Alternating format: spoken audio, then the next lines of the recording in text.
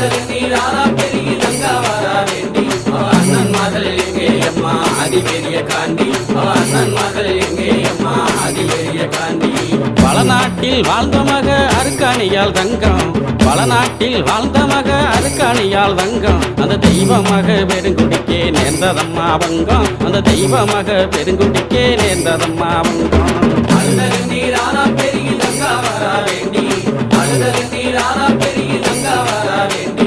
அண்ணன் மகள் எங்கே அம்மா அதி பெரிய காண்டி அண்ணன் மகள் எங்கே அம்மா அதி பெரிய காண்டி